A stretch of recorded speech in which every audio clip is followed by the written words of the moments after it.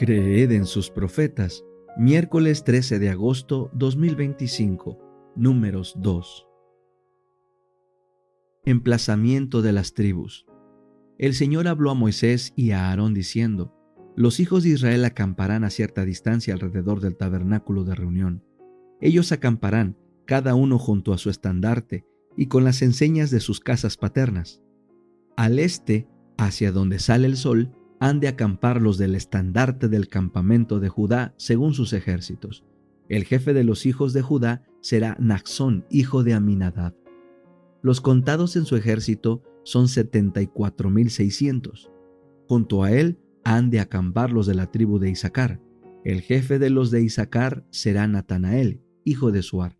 Los contados en su ejército son 54,400. También la tribu de Zabulón. El jefe de los hijos de Zabulón será Eliab, hijo de Elón. Los contados en su ejército son 57,400. Todos los contados en el campamento de Judá son 186,400 en sus ejércitos. Ellos se pondrán en marcha en primer lugar. Al sur estarán los del estandarte del campamento de Rubén, según sus ejércitos. El jefe de los hijos de Rubén será Elisur, hijo de Sedeur. Los contados en su ejército son 46,500. Junto a él han de acampar los de la tribu de Simeón. El jefe de los hijos de Simeón será Selumiel, hijo de Zurisadai.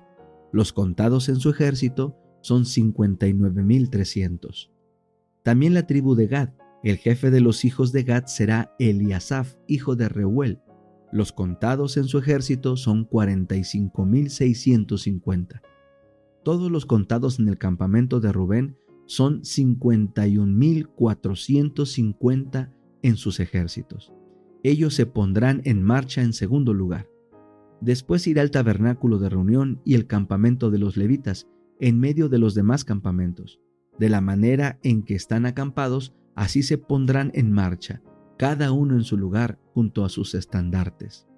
Al oeste estarán los del estandarte del campamento de Efraín, según sus ejércitos. El jefe de los hijos de Efraín será Elisama, hijo de Amiud. Los contados en su ejército son 40,500. Junto a él estará la tribu de Manasés.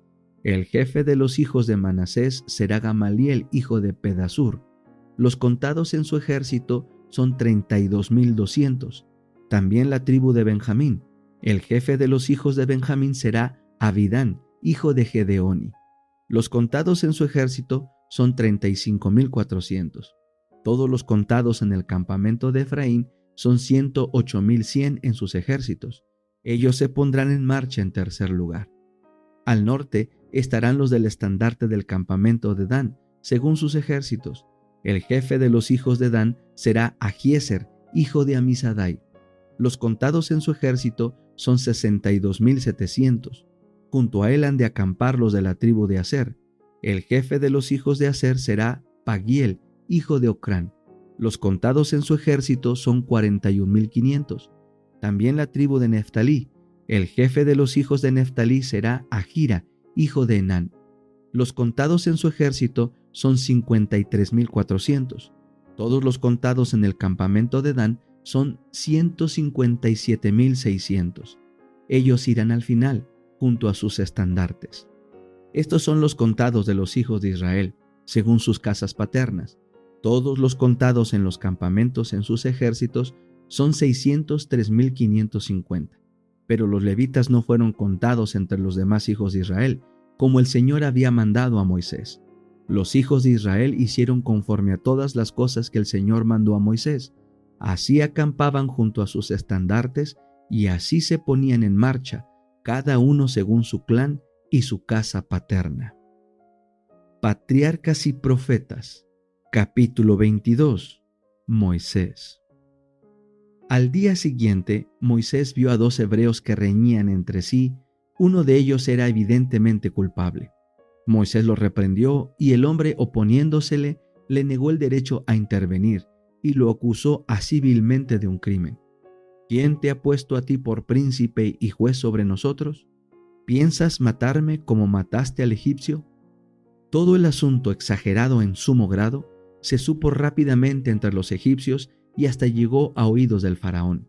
Se le dijo al rey que este acto era muy significativo, que Moisés tenía el propósito de acaudillar a su pueblo contra los egipcios, que quería derrocar el gobierno y ocupar el trono, y que no habría seguridad para el reino mientras él viviera. El monarca decidió enseguida que debía morir. Reconociendo su peligro, Moisés huyó hacia Arabia. El Señor dirigió su marcha y encontró asilo en casa de Jetro, sacerdote y príncipe de Madián, que también adoraba a Dios. Después de un tiempo, Moisés se casó con una de las hijas de Jetro, y allí al servicio de su suegro como pastor de ovejas, permaneció por espacio de 40 años. Al dar muerte al egipcio, Moisés había caído en el mismo error que cometieron muchas veces sus antepasados, es decir, había intentado realizar por sí mismo lo que Dios había prometido hacer. Dios no se proponía libertar a su pueblo mediante la guerra, como pensó Moisés, sino por medio de su gran poder para que la gloria fuera atribuida únicamente a él. No obstante, aún de este acto apresurado se valió el Señor para cumplir sus propósitos. Moisés no estaba preparado para su gran obra. Aún tenía que aprender la misma lección de fe que les había enseñado a Abraham y a Jacob, es decir, a no depender, para el cumplimiento de las promesas de Dios, de la fuerza y sabiduría humanas, sino del poder divino. Había otras lecciones que Moisés había de recibir en medio de la soledad de las montañas. En la escuela de la abnegación y las durezas, había de aprender a ser paciente y a controlar sus pasiones. Antes de poder gobernar sabiamente, debía ser educado en la obediencia. Antes de poder enseñar el conocimiento de la divina voluntad a Israel, su propio corazón debía estar en plena armonía con Dios. Mediante su propia experiencia, tenía que prepararse para ejercer un cuidado paternal sobre todos los que necesitarían su ayuda. El ser humano se habría evitado ese largo periodo de trabajo y oscuridad por considerarlo como una gran pérdida de tiempo. Pero la sabiduría infinita determinó que el que había de ser el caudillo de su pueblo debía pasar 40 años haciendo el humilde trabajo de pastor.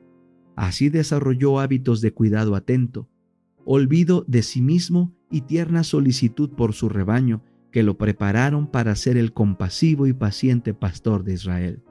Ninguna ventaja que la educación o la cultura humanas pudiesen otorgar podría haber sustituido a esta experiencia. Moisés había aprendido muchas cosas que debía olvidar: las influencias que lo habían rodeado en Egipto, el amor a su madre adoptiva, su elevada posición como nieto del rey, el libertinaje que reinaba por todo lugar, el refinamiento, la sutileza y el misticismo de una falsa religión, el esplendor del culto idólatra, la solemne grandeza de la arquitectura y de la escultura. Todo esto había dejado una profunda impresión en su mente entonces en desarrollo, y hasta cierto punto había moldado sus hábitos y su carácter. El tiempo, el cambio de ambiente y la comunión con Dios podían hacer desaparecer estas impresiones. Exigiría de parte de Moisés mismo casi una lucha a muerte, renunciar al error y aceptar la verdad. Pero Dios sería su ayudador cuando el conflicto fuera demasiado severo para sus fuerzas humanas. En todos los escogidos por Dios para llevar a cabo alguna obra para Él, se notó el elemento humano. Sin embargo, no fueron personas de hábitos y caracteres estereotipados que se conformaran con permanecer en esa condición. Deseaban fervorosamente obtener sabiduría de Dios y aprender a servirle. Dice el apóstol: si alguno de vosotros tiene falta de sabiduría, pídala a Dios, el cual da a todos abundantemente y sin reproche, y le será dada. Santiago 1:5. Pero Dios no dará luz divina al hombre mientras éste se halle contento con permanecer en las tinieblas. Para recibir ayuda de Dios, el hombre debe reconocer su debilidad y deficiencia. Debe esforzarse por realizar el gran cambio que ha de verificarse en él. Debe comprender el valor de la oración y del esfuerzo perseverantes. Los malos hábitos y costumbres deben desterrarse, y solamente mediante un decidido esfuerzo por corregir estos errores y someterse a los sanos principios se puede alcanzar la victoria. Muchos no llegan a la posición que podrían ocupar porque esperan que Dios haga por ellos lo que Él les ha dado poder para hacer por sí mismos. Todos los que están capacitados para ser de utilidad deben ser educados mediante la más severa disciplina mental y moral, y Dios los ayudará uniendo su poder divino al esfuerzo humano. Enclaustrado dentro de los baluartes que formaban las montañas, Moisés estaba solo con Dios. Los magníficos templos de Egipto ya no lo impresionaban con su falsedad y superstición. En la solemne grandeza de las colinas sempiternas percibía la majestad del Altísimo y, por contraste, comprendía cuán impotentes e insignificantes eran los dioses de Egipto. Por todo lugar veía escrito el nombre del Creador. Moisés parecía encontrarse ante su presencia, eclipsado por su poder. Allí fueron barridos su orgullo y su confianza propia. En la austera sencillez de su vida del desierto, desaparecieron los resultados de la comodidad y el lujo de Egipto. Moisés llegó a ser paciente, reverente y humilde, muy manso, más que todos los hombres que había sobre la tierra. Números 12:3. Y sin embargo, era fuerte en su fe en el poderoso Dios de Jacob.